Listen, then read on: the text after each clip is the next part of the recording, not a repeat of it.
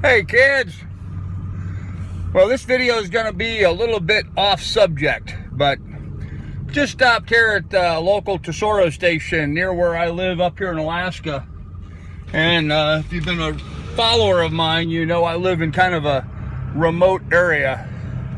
I'm at mile 100 on the Parks Highway. And I always laugh when I see what I just saw there at the station. Now, I'm filling up my tank, and this gas station right near me, for some reason, has really good prices. I will drive 6 miles out of my way to go get fuel here before driving into Wasilla, where there's lots of gas stations, because the gas stations down in Wasilla usually charge a bit more than this one up here does. Completely against toil, I know. You would expect just the opposite, but not the case. These guys are pretty good price-wise. They also are like the last gas station until you get to Fairbanks, some 300 and something miles north. At least reasonable gas station, and gas station that's open year-round, 24 hours a day. So anyhow, I was just there at the gas station taking my shower. You can see I'm all nice and clean and duded up. Got to go meet a client. And this little car pulls in with tags from the lower 48 on it. He swings in. He looks at the fuel prices, revved his engine up a little bit, vroom, vroom, and away he went. Just so pleased with himself.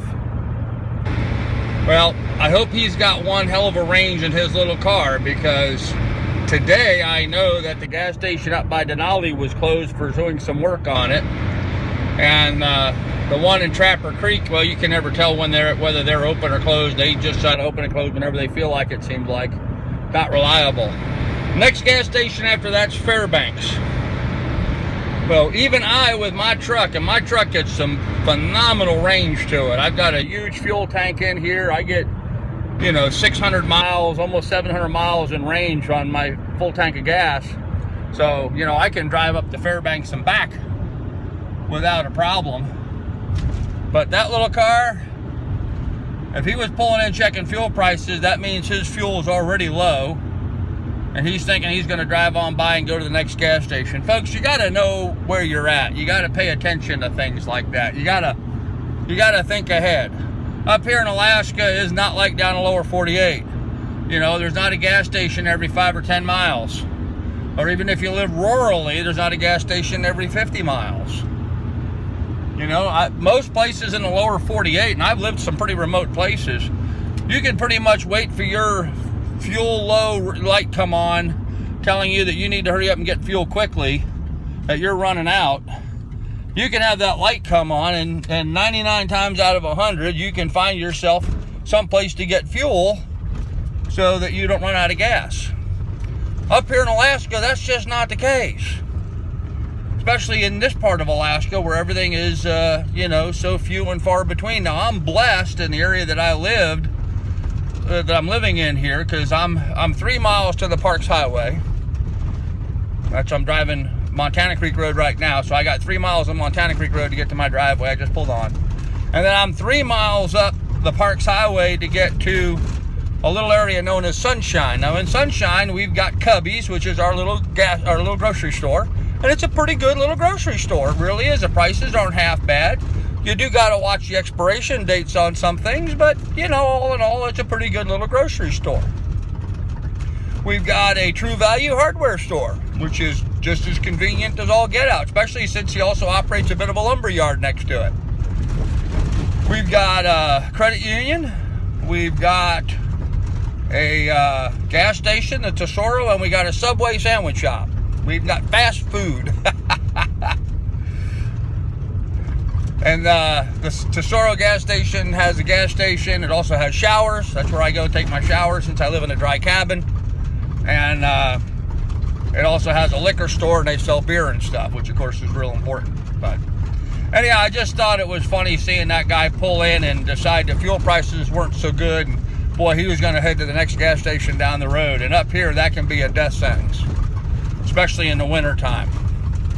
It gets so cold up here, your car breaks down, it could be lethal. You run up the Parks Highway north of where we are and head to Anchorage, the areas up around Denali National Park, all that shuts down for the winter. All the tourist stuff is shut down and locked up for the winter. There's one gas station that opens up sometimes about halfway between here and Anchorage, and even that one you can't count on half the time.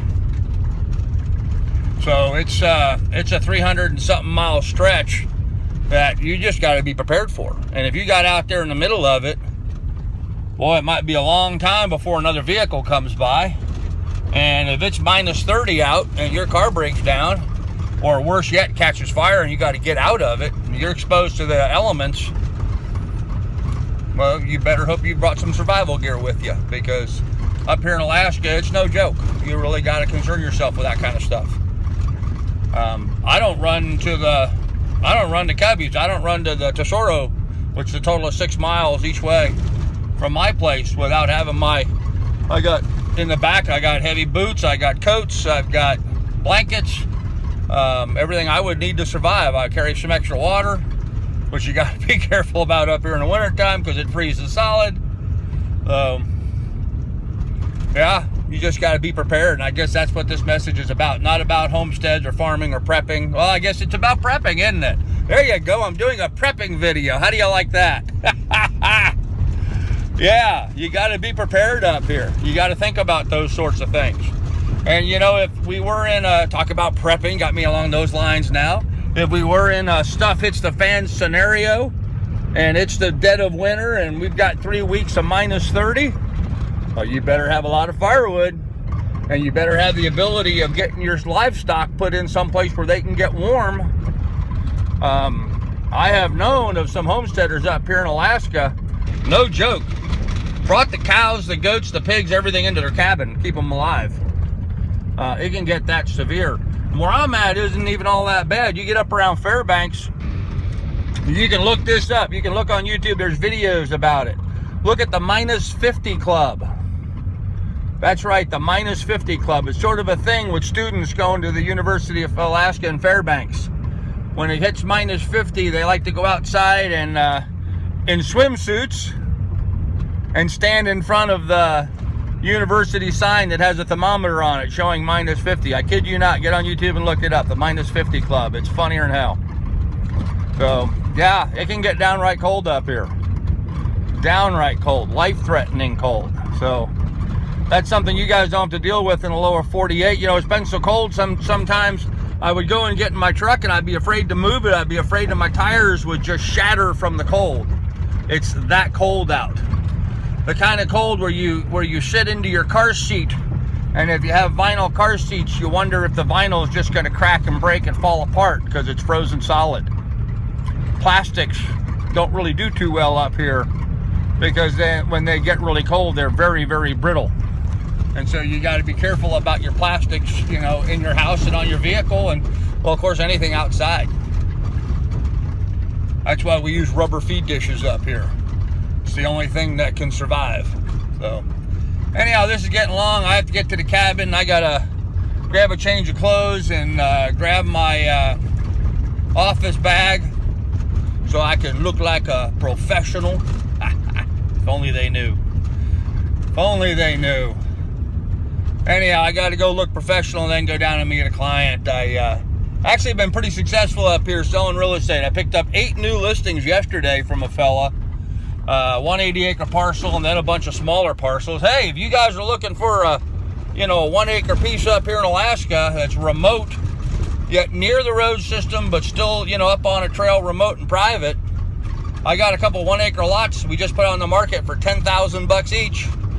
How's that for cheap, huh? Buy yourself a piece of land for $10,000, come up here and build you a cabin on it. Boy, now you're remote.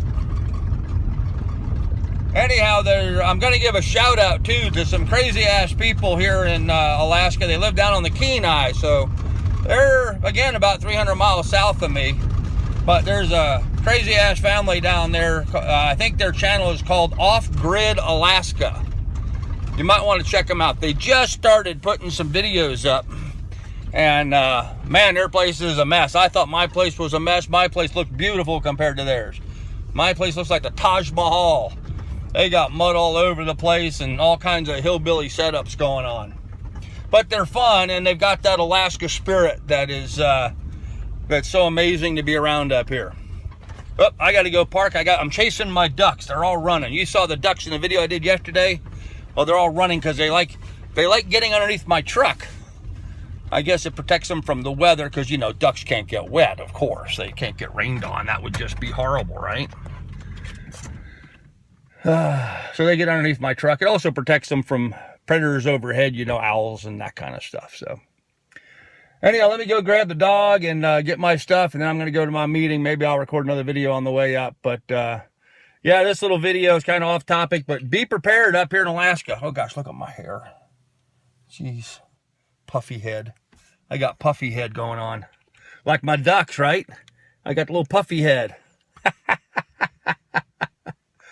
Oh man, I love it. Well, you guys have a fun day. Please like and subscribe, and we'll catch you next time. This is Grandpa signing off. Thanks, guys.